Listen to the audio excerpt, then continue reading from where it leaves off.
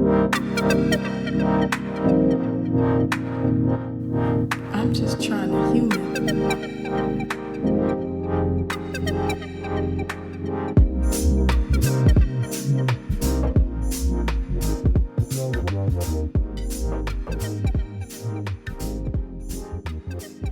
Hi, everybody. Welcome to Falling Off Curbs. I am your host, Kat, and let me be the first to say welcome back.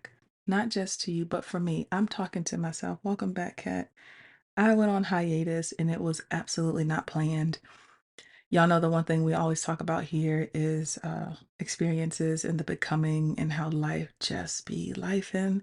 And life was life in these last several weeks, dare I say the last several months. So first, thank you all for coming back, like for listening and being back here with us in the falling off curbs sphere of life in our reality. And yeah, we're just gonna catch up today. We're gonna catch up. I'm gonna tell y'all what's been going on and all of the things that I have been learning and have learned.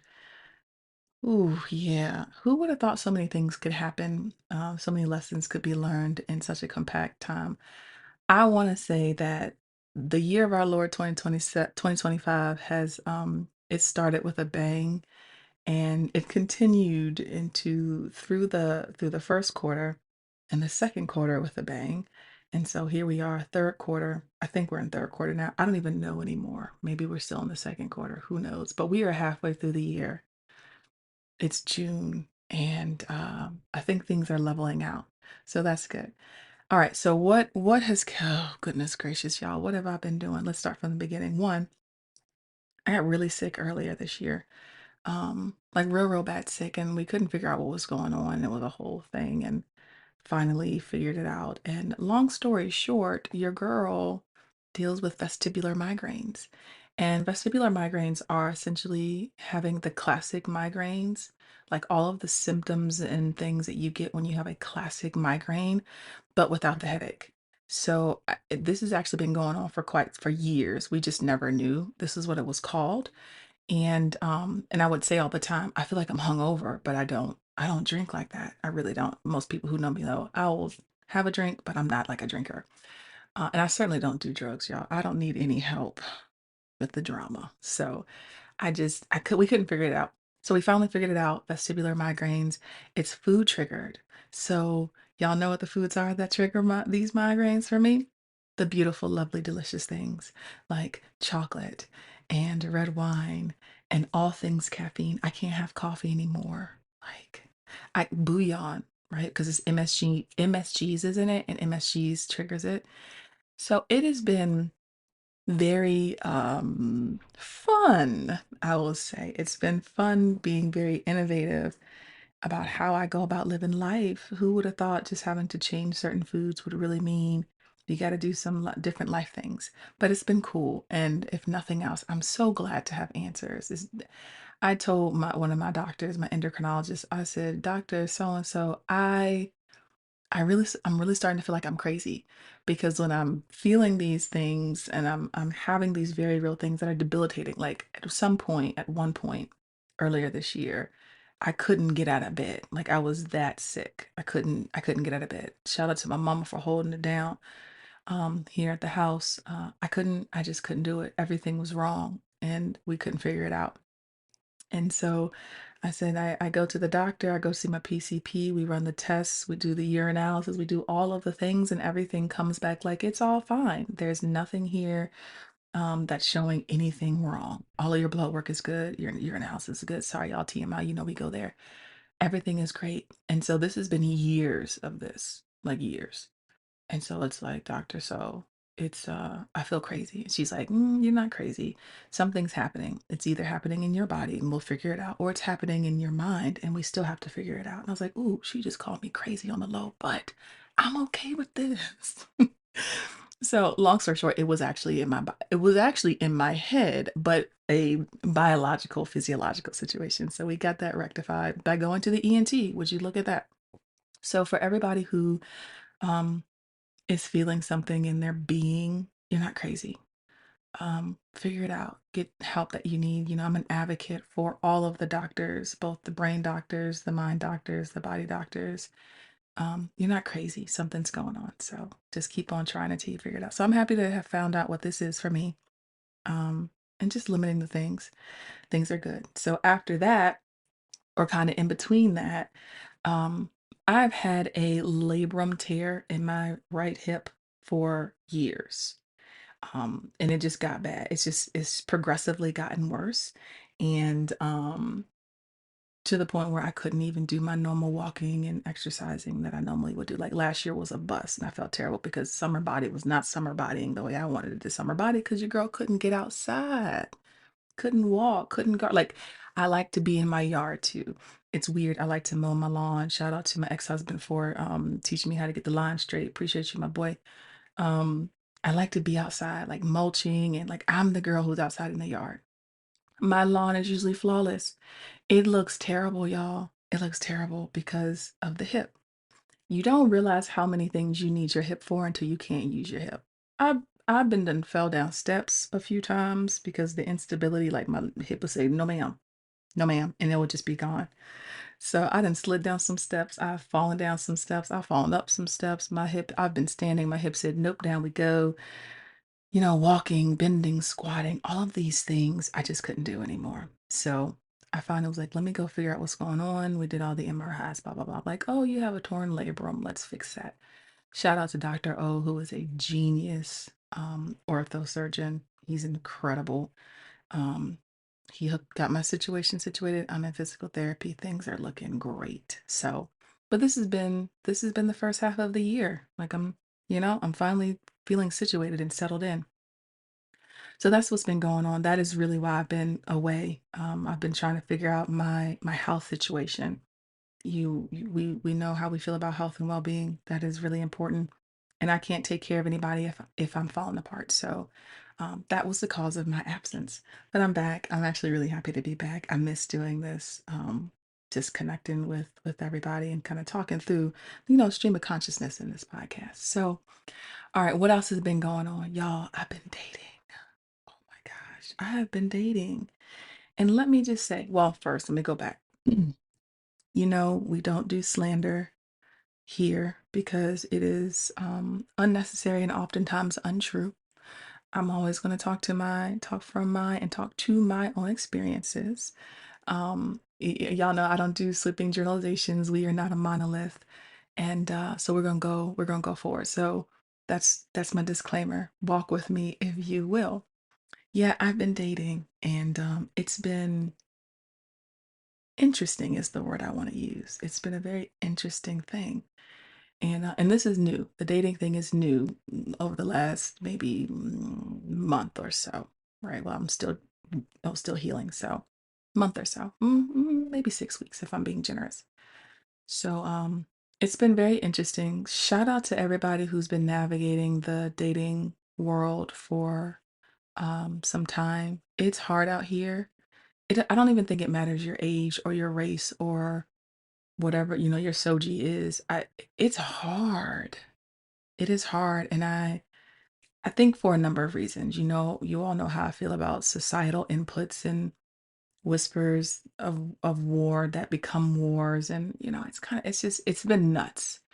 Um, I'm not gonna talk about the people I've dated.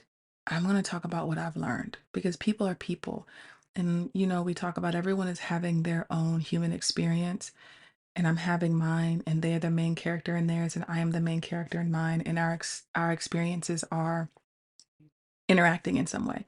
In some instances, they collide. These these experiences in the dating space have collided. In other ways, they have just interacted and overlapped in ways that, yeah, that just were. The bigger point is all of the things that I've been learning about myself. So let us go down the rabbit hole. I heard, I'm sure many of you have heard of a fellow named Jacob Peterson, and I'm not one to ever subscribe to everything a person is saying, but and not saying that Mr. Peterson is problematic by any means. I don't follow all of the stuff, but I heard him say once treat yourself like someone you're responsible for helping. And I wrote it down. I have a list of quotes in my phone that I find particularly helpful, whether it's for that particular instance or later. It just this particular quote stuck with me. And because y'all, I can't even remember what we've talked about in the last 6 episodes, but one thing that I am is a recovering a fixer and a recovering overthinker, right? So hearing that quote stuck with me. It resonated because I am responsible for helping myself. Like I am the one. Which means I gotta stop overthinking things, and it means you gotta figure out why you're overthinking things, Kat. Like, what is the issue? I'm a data girl, so I love a good RCA. Let's do a root cause analysis here. Like your overthinking is a symptom, is an outcome of something else. So let's not deal with the fruit. Let's find the roots. And man, let me tell you, dating has helped me find the roots of these things. So let's talk about it. I'm gonna just go hard at this point. I don't know how to date. I have no idea how to date, y'all. I'm gonna say it. Uh, the last time I dated, for real, outside of, once I got divorced, was when I was 19 or 20. Actually, dating my ex-husband was the last time. And we were together for a decade, like from 21 through 31, 30, 31, 31, 31. Yeah, almost 32. So for a decade, I didn't date. It was just me and my fella. So I didn't realize how much the world had changed from dating at 2021 to now dating at this big age of mid 30s. It's very different. Um, I feel like maybe it's a little worse, but I don't know because I never really dated before then either. Like the people I dated, I knew them from someplace. Typically, excuse me, I worked with them, which let me be the first to say, y'all don't do that. Don't date people you work with. It's a thing. For people who do date the folks that they work with and and or have married or are married to them, shout out to y'all. Like that's a beautiful thing. Um, I think being married to someone you work with is a little bit, maybe a little different than dating because marriage, look, we got to still go home. I still got to see you. So even if we are arguing, or we, because I don't argue, even if we are having robust discussion or we're not particularly aligned in something, I still got to see you when I get home anyway. So whatever. Dating is different to me, because let's just say we're dating and then it falls apart or there's something that happens. I don't want to come to work and see you. Dear Lord. Oh my gosh. So for those of you who are doing it, God bless you. I just know not for Cat. So the first two, the first people I dated before getting married, I met them at work, you know, and then I met my ex-husband and we were together again for a decade, and then that was finished, and now I'm back out here in this world. Oh Lord. Now I had a previous experience on Bumble after being divorced, and we'll talk about that later. Oh Jesus, we'll talk about that later. I'm gonna talk about what's going on right now. And I think some of the stuff that happened back in the Bumble days, because that was only 2 dates out of Bumble. And listen, okay, ooh Jesus, learned a lot there too. I think a lot of the things I learned and in my Bumble stage have come back up and resurfaced in this stage. Um, and you know what I'm gonna say? Make a new mistake, dummy. Catch, you gotta make a new mistake, right? So we're looking at patterns. We're looking at patterns. I wish y'all can see me because I'm like doing a little hand thing. For people who know me in person, they know literally when I say I'm doing a hand thing, they probably know exactly what I'm talking about. Um, but make a new mistake. Like these are patterns that you have to break, Catherine. What are you doing? So again, we're not talking about the men folk who are lovely people. I'm not even saying that to be sarcastic. Lovely people having their own experiences, working on their own things, like having their own internal, everything. Y'all know lifing is hard and being an adult is hard and being a human is hard sometimes. So again, I'm never going to tear someone down for that. So even if it turned out terrible, you got to do something egregious for me to do that. But anyway, back to me not knowing how to date. I don't know how to date. I'm learning how to date. I'm also realizing that um, morals and beliefs play a huge part in it. And y'all know I love Jesus real bad. Y'all know that. W- Even outside of that, there are universal good. There's a universal good. There are universal truths. There are universal standards. At least I thought there were. At least I thought there were. And so I'm always at let's just be decent people. Let's be decent. Let's just be decent people. Let's be honest. Let's be genuine. Let's just show up as we are ourselves and let's see if we vibe. Like that's the point of dating, right? Just to be yourself. Yes, I know we will always tend to put our best representative up front, right? I want to show up on my good foot, put on my good clothes, right? Yeah, because that's important. But I have found that I've been encountering some folks whose representative is vastly different than who they are, which has been very interesting. Um, I have encountered some the one thing that I can say that the trend that I've encountered is inconsistency. You show up one way, you show up one way, like you come in hot, kick the door in, bam, let's go. And I'm like, okay, cool, we're in it. And then suddenly the dance gets a little different. You start dancing different. Like, whoa, homie, what's going on? Again, I am I'm the person who's gonna just ask the question, like, hey, you okay? Like, what's going on? Is something up? Something happening? Did I say something? Did you see something? Do you think something? There's a one of my dearest friends, a wonderful woman named Carolyn, is a phenomenal consultant. And one of the facilitation she did that I was a part of for my primary job, us like a leadership thing. And she said one of the rules was if you think it 3 times, say it. Because if it keeps coming up, and Carolyn, I'm sorry, I'm probably doing a terrible job explaining this, but it made so much sense. If I think something 3 times, I need to go ahead and say something about it. Right. So I encourage y'all to do that. You know me, by the second time I think it, I'm gonna go ahead and say it. I might first time thinking it, but I tend not the first time think, not the first thought, because I'm like, let me think about this because it may not need to be said. But I do encourage the 3 thought rule. I do. But even in this, like if you're thinking it 3 times, just say that, man. Just ask the question. At this big age, y'all, what are we lying for? At this big age, y'all, what are we being deceitful for?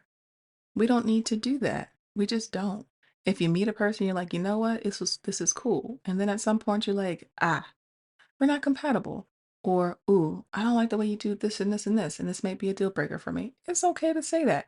I am saying this also as a person who is saying, I realize that there is danger sometimes because you don't know how a person will react to you like saying, no, thank you. I get that. I do, y'all. Trust me. One big thing I'm learning is about safety. Um, the world is unsafe for many people for many reasons. I just happen to be a black woman, so it's not safe for me in a lot of ways. Now, don't get me wrong. Hey, I can take care of my own self. Also, don't put myself in situations. I try really hard not to put myself in situations where there would be any type of physical harm. That's just not my thing. Y'all know again, people who know me know I'm very, very risk averse. No. Oh, absolutely not. I don't want to do that. Um, because then the necessary will have to occur. And nobody wants that. I don't. So I stay out of physical harm situations. Um, I can say that about the fellows that I've dated. I never felt unsafe physically with them. They're really nice guys in that sense. Emotional safety, psychological safety. Ooh wee, y'all. Mm-mm, mm-mm. And I never realized how important it is. I'm also saying this, realizing that there are different terms. I'm gonna go back real quick. That's another thing I'm realizing I don't know about dating is there are different terms, and different terms mean different things depending on who you ask. So you have dating, and then you have talking, and then I don't know what happens after that. Like I don't even know the difference between dating and talking. Um, which one is first? Does dating come first and then talking? Does talking come first? Like, I need someone to explain that to me. And when I ask, like, I'll ask my friends, like, what is this? And they're like, it depends. Like, it depends on who you ask too. So I am learning that I need clarity in dating. I need clarity in everything. And I don't know why I thought I wouldn't need it in dating too.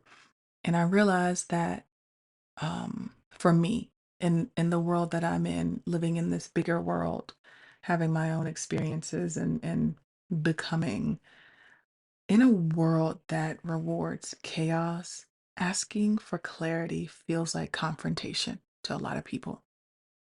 And when I say clarity, I'm not talking about, um, well, what are we? We ain't even get to that. We haven't even got to that part of this situation yet. I'm just trying to figure out, okay, what does dating look like for you? Literally, what does this look like for you? What does it look like for me? We can get past the what's your favorite color? What's your favorite insert whatever, right? Yeah, we can do all of the niceties and we can pass the pleasantries and we can do the small talk, which is all cute and whatever. Listen to me. Who has time? Like, we'll get past that very quickly, especially if we're talking consistently. I'm trying to figure out what's wrong with you. You know why? Because I'm gonna go ahead and tell you what's wrong with me. Here's why. Why do I need to wait till day 95, day 117 to realize this is the thing that's wrong with you? Or better yet, let me flip it because I could be the problem. Am I the villain? Yeah, am I the villain? I'm the villain. I could be the problem. Why are we waiting to day 119 for you to realize, oh, this is Cat's problem and I can't deal with that? That's a no for me. We done spent 118 days together. You know what I mean? So I realize I might be backwards. I'm like, let's talk about the hard stuff first. The easy stuff will always be easy. I will learn what your favorite color is at some point. At some point, I will learn what your middle name is. Birthdays are important. I do ask for people's birthdays because I think it's important. It's important to just say, happy birthday. It's beautiful that you exist in the world and you exist in my world. So birthdays, yes, I'll ask that more upfront. But short of that, I don't, we can not skip it. We can get past the pleasantries a lot quicker. Let's just jump to the hard stuff. I want to know what you think about A, B, and C, right? So let's do that. And I realize that people don't love that. People don't like that in a lot of ways. And when I say people, again, I'm talking about those that I've experienced. Some people do, some people don't. And I exclusively date men only. And so that's the population of people I'm talking about. Um, so yeah. So what have I been learning? Other than I am responsible for my own daggone self. I have also learned that people bleed on other people real bad. And I've always been very conscious of my own wounds, my own, particularly my wounds. We show, what did someone say once? We show our scars, not our wounds, right? By the time you see my scar, it's all healed up. It doesn't itch anymore. It doesn't burn. I don't have to treat it anymore. It's fine. You can say, what happened to your arm? And I say, oh, this is what happened. And there's no pain associated with it anymore. We are out here dating with wounds, like gaping wounds, y'all. And we're bleeding on each other real bad. And it's not healthy. It really isn't. And it makes me really, really sad because w- I wonder, are we going into dating trying to become whole people rather than going into dating as whole people? Again, the whole point of this podcast, as we know, falling off of curbs, is the fact that transformation is a journey. We're gonna always look like Swiss cheese until the end, right? But the goal is to find out what's happening in our beings and deal with them.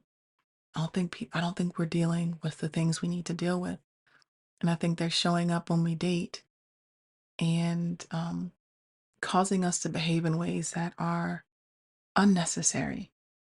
And I think there are really good people out here that haven't dealt with some of the holes, and they're coming into spaces in the dating space with those holes, bleeding on other people, and then they're being bled on too. And now we just have a mess. Someone said the pool is full of pee. In my mind, the pool is full of blood. It's just there's blood. It is carnage. It's carnage. Not to even you all know I could go off and pull all of the noise, the environmental noise, the output, the inputs, the music, the social media, whatever's on Al Gore's internet. Like it's so much that we are consuming. And all of well, a lot of it seems to be not great. A lot of it seems to be a little bit divisive and chaotic. It feels like it's rooted in division, like how to keep it apart. Y'all know, I feel that we have so much more in common, men and women, and people who live in between the spectrum of male and female. We have so much more in common as humans than we do different in our genders. And I've said that before. We do. To cry is not a female attribute; it is a human attribute.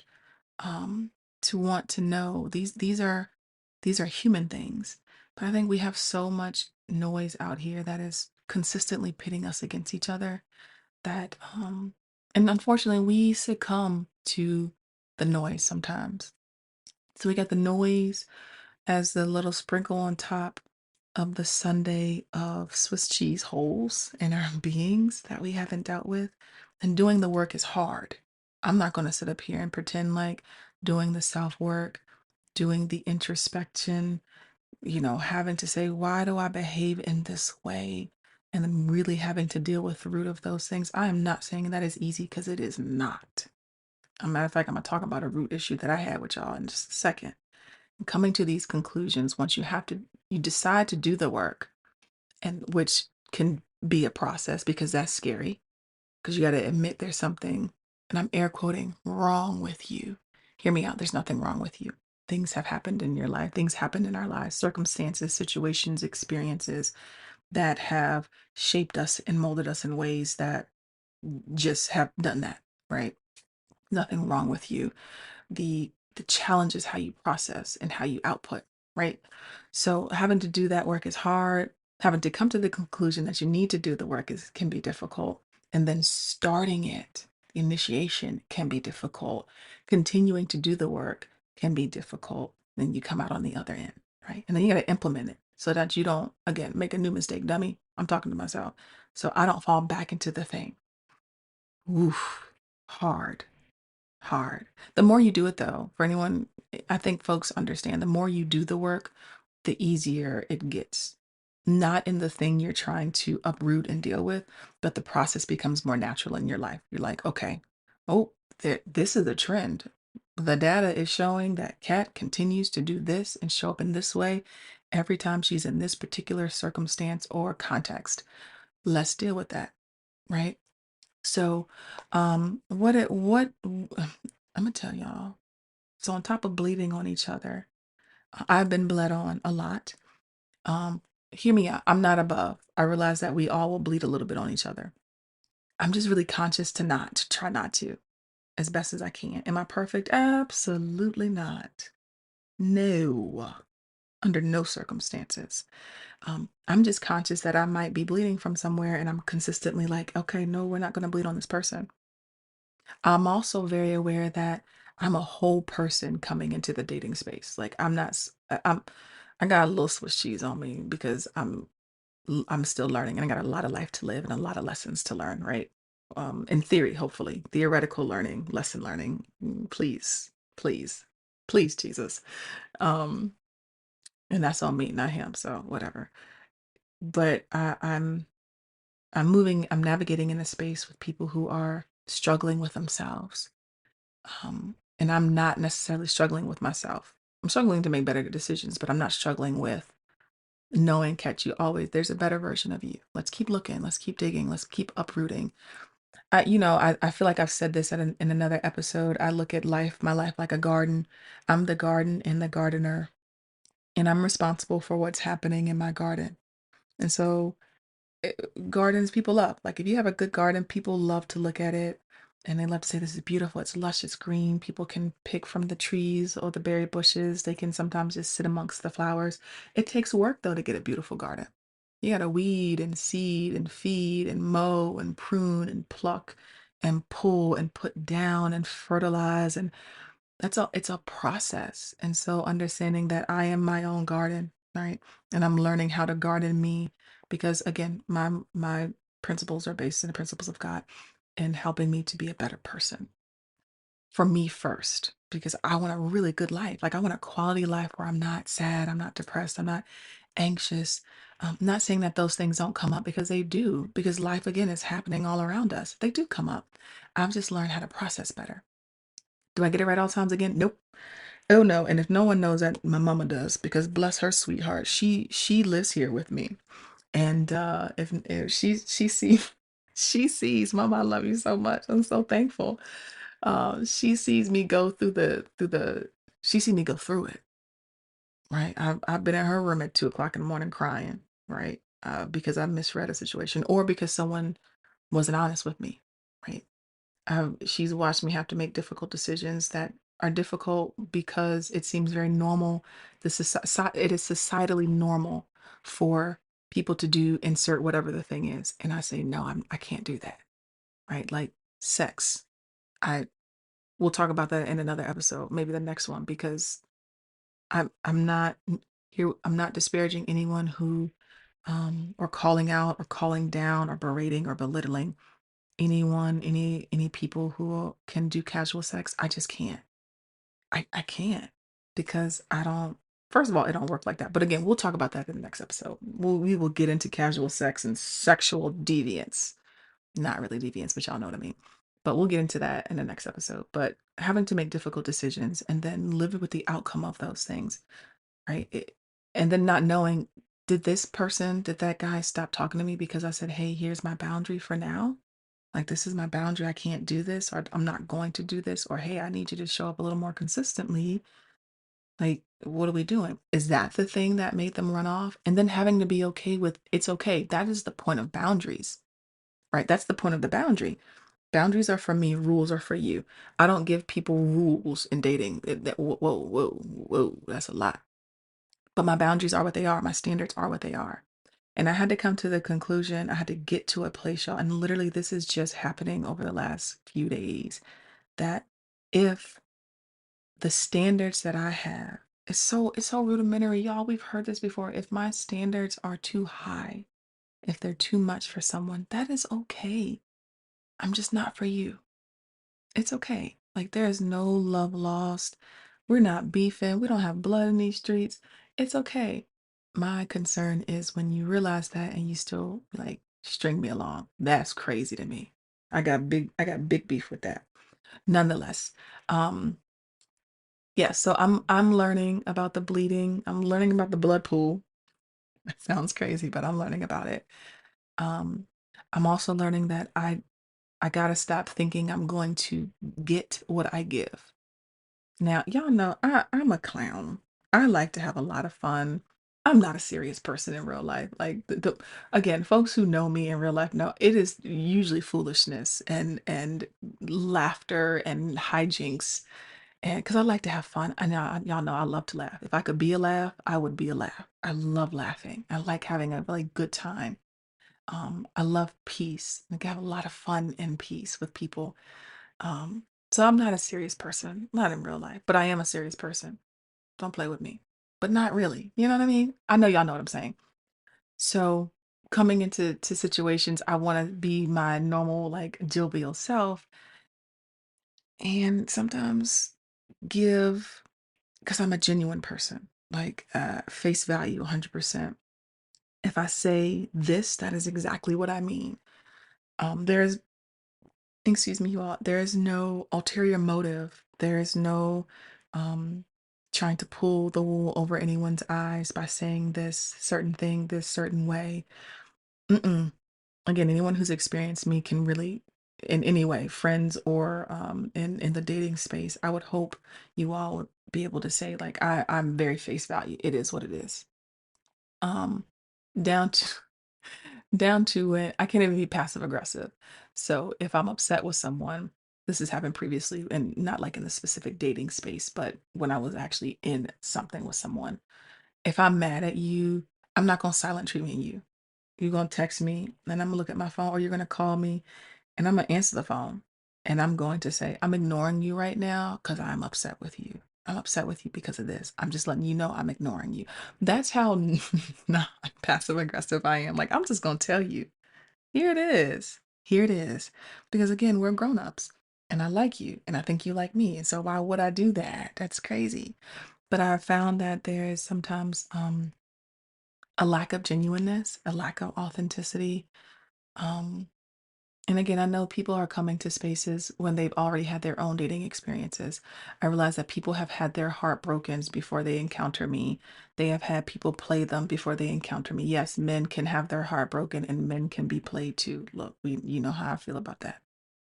Men, listen, here it is. Men, I'm gonna say it, men suffer from the patriarchy just as badly as women do. Different ways, but they suffer too. We'll talk about that later. I know y'all might jump on me, but again, I'm a human person before I'm a woman. And yeah, there are ways, again, we'll get into that later. Anyway, um, so yeah, there are other experiences that people are having before they meet me. And if I hear I'm a unicorn one more time, I might vomit. Because in my mind, I'm not doing anything extraordinary. I'm only just showing up as a decent person. Because decency is just being honest and kind, being considerate, of another person's time, another person's life, another person's feelings. I don't think that is spectacular. I don't think that's extraordinary. I think that is actually quite normal. I think that is the baseline of how we should interact with each other. Even if we don't know each other, that's the point, right? And so I'm coming into a situation this way. And I've learned over time that that is not always what I'm going to receive back. I got my feelings hurt a couple times, y'all. Ooh. The adage, evil thinks what evil does, but so is the inverse. If you are consistently like a good thinking person, like you think of goodness, like I'm for me to say I'm a good person is highly subjective. Someone else would have to say, no, she's a good person. It's objectivity in this situation is very important. But I do believe in goodness and I believe in being good to people all of the time, as much as possible. Kindness to people. Like, why wouldn't I be kind to someone? You know what I mean? Now, if you work me deep excessively, frequently, I'm going to still be kind, but hey, hold your pony. Okay? Cut the crap. Nonetheless, we haven't even got there yet in the dating place. You're just being weird. You're being weird. Why are you being weird? Don't be weird. And so I'm realizing I expect what I get back in reciprocity, in effort, and in authenticity, and in genuineness, and in kindness. And that is oftentimes what I don't receive back. And then I'm like, what the heck? Here's the biggest thing that I've learned about Kat. Um, Kat, how people respond to me, specifically, in either way, whether they respond really, really well or not well, over the a course of a few days or a couple weeks in their consistency and whatever it is. Either way they respond, it is not indicative of my worth, of my value as a human, as a person, as a woman. They are not interlinked. And having to like wade through that and keep telling myself that, I'm gonna be honest with y'all. Like hey, the daddy issues are real, honey. It's real. And it shows up in these ways in the context of this.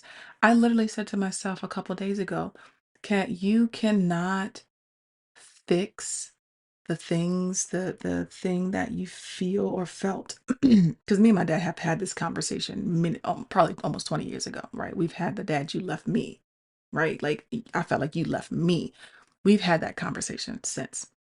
So it's not a matter of me like harboring unforgiveness for my dad by no means. I mean, it's crazy, but that's to my daddy. That's my boy. You know what I mean? That's my man, 50 grand. So it's not that. The residuals of that are still very present, right? I didn't work through them necessarily being married. When I was married, it didn't show up the same way. You know what I mean? And so now I'm dating, and when I'm showing up very authentically and genuinely and with kindness and consideration, and a fellow dater, it starts that way, and then things get weird. I instantly triggered. Boom. Abandonment is triggered, rejection is triggered. Um, is there something I did wrong? I want to go. I want to fix it. I want to say, no, I can, no, ma'am, that's not healthy. I know we've all heard about attachment styles. For whatever, I have learned that I am a recovering anxious attachment person, right? For those reasons. And for whatever reason, even in recovery, because it's a lot of work to have to like calm your nervous system down when it comes to the dating in this context, at least for me. For whatever reason, I tend to attract avoidance. My God, today, y'all, avoidance. So the triggering is real. And I know, understanding attachment styles, I know for them as avoidance, they're like, this is too much. Like, ooh, this is too much. I can't. Even though I'm not doing too much, I promise you all, I'm not doing too much. I'm just a consistent person. I'm also a creature of habit. So if I start some way, I tend to finish that way. Um, what boggles my mind though is when I'm like, all right, we're gonna be cool. Everybody be cool. We're just learning each other. We're just, yeah. And then my gentleman dater is like, no, we in it. Kick the door in, let's go. And I'm like, okay. I get in the car. All right, I'm trusting you. And then you start acting weird. And this is why I have implemented a 30-day probationary period. 30-day performance evaluation is real. We're gonna do it. We're gonna have to have that. And now I put myself out there. So if I dated anyone or I'm dating anyone, if you heard this, now you know, whatever. It's not a secret. But and then that 30-day period is a matter of consistency. Can you show up the same way? Granted, again, life is happening. At this age, a lot of us are have children, we have careers, we have lives. I'm not talking about those normal things. Especially if you have children, anything can happen. Honey, anything can happen when you have kids or you're a caregiver. Let's just say caregiver, whether it's children or your parents, whatever that looks like, anything could happen. So I get it. I'm talking about the things. I am learning that no effort or low effort equals no interest or low interest. And I'm not saying that in a bad way. I'm just saying I realize that if I'm not prioritized in a way, and it sounds crazy the way I'm saying it, but I know y'all know what I mean. Like if you want to get to know me and I want to get to know you, there's a little bit of prioritization that happens, you know? And I don't necessarily need a good morning every day or good night every day, but I do believe in a 24-hour rule, especially now we've been talking for a few times. Like this is not day 2 or 3. We're in day like, I don't know, 15, 16, 17, right? We may have already gone out on a date, gone for a walk, met, we're kind of we're in it now, right? I believe in a 24-hour rule. If you can go 24 hours and not check in at all, and there aren't any extenuating circumstances, there's nothing crazy going on, like an emergency, which I totally understand. If you don't talk to me in 24 hours, you don't like me. I am low on your priority list. I mean, I'm low, okay? That's crazy to me. But that's me. And this is when we go back to dating styles. So when I ask the question, like, how do you date? How does dating show up for you? When we get to that point, it's like, yeah, because you may say, no, I don't really think about the 24-hour rule like that. You know what I'm saying? For me, at this point, we are, I'll talk to you, 4 or 5 times a week. You know what I mean? Because I gotta figure out if I'm okay with that.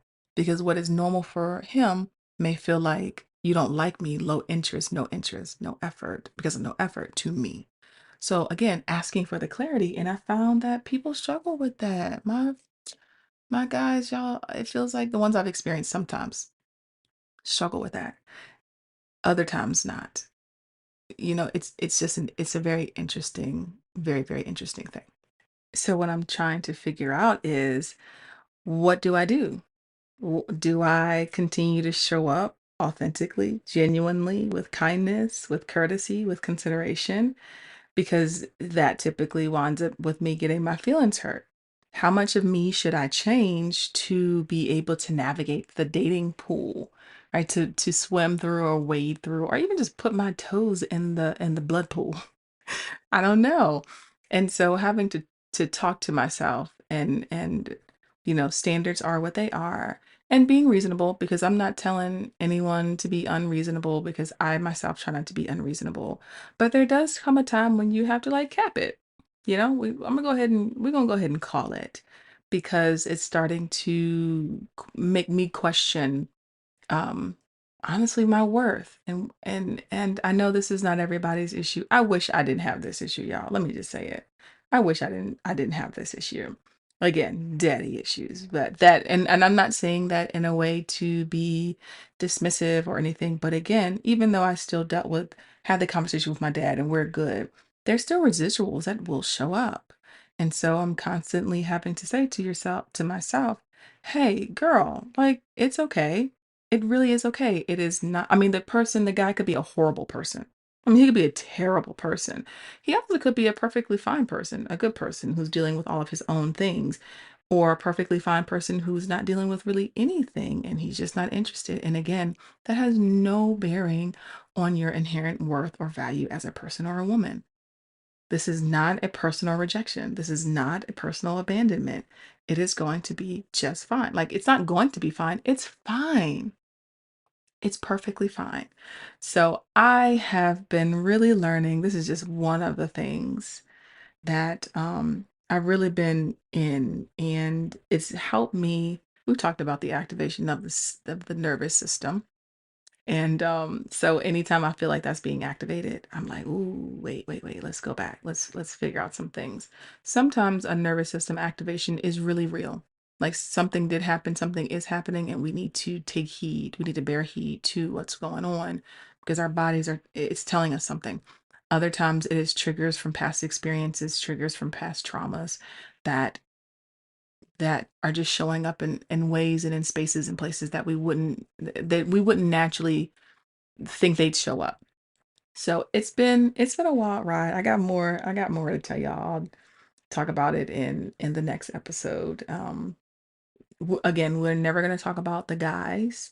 We're not going to talk about the guy that I am seeing. We're not going to talk about those things because those is of no consequence at the moment. But just the things that I'm learning. It's so much, and having to again remind myself that's the point. If I wind up by myself with a cat and a dog and the love of my children and my friends and family and community and no partnership, is that okay? It is. It really is okay. Um, it's really okay. And so having to wrap my head around that too. I remember we talked about earlier in another podcast, maybe the first or second one episode about having to deal with what happens if being separating from my ex-husband. What if I'm not trading it out. It's not a trade up. It's not a swap meet, right? I'm not letting go of my marriage because I hope there's something better. I'm letting go of my marriage because it was over. It was finished. So having to apply a little bit of the same nuance, principles, premises to this situation as well. And it's all good. So yeah, yeah, I'm learning a lot about me, about the world, but more importantly about me, because at the end of the day, like my mom always says, it is only always about you. Not in a way of selfishness or excessive self orientedness, but in the way of you are the only one who can control you. And if you're letting someone else control you, that's still your issue. So if I'm letting other people consistently um, alert or activate my nervous system, that's something I need to deal with. If I'm consistently letting someone's actions or responses or reactions make me question my value or worth, that's a me thing. I need to deal with it. Right. So I'm not then bleeding on either that person who may not be doing anything. It's just me being triggered, who may be doing all of the things and I'm still triggered. But more importantly, so that when I move forward on with my life and meet someone else, I'm not bringing that baggage with me. So lots of things, again, lots of things I'm learning. And y'all send me warmth and kindness as I navigate this space. Shout out to all my girlfriends and my guy friends who are helping me stay sane. I really appreciate you all. I really, really appreciate you all more than I probably express. So here's a shout out to you all. Thank you for keeping me on my rocker and helping me to one, not doubt myself, and two, understand expectations and not be afraid to just show up as myself. So thank y'all. Okay, so we're wrapping up. I thank y'all again for coming back, tuning in again. It's been again a few weeks, a couple months. So thank y'all for rocking with me. Thank y'all for rolling with me. We'll keep going. We'll keep talking about it. This is all about figuring it out. and understanding we'll never figure it out, but that's the transformative journey of this whole process of this beautiful thing that we call life. So, in the meantime, you all stay kind, stay considerate, stay showing up authentically, and until we talk again, y'all be good.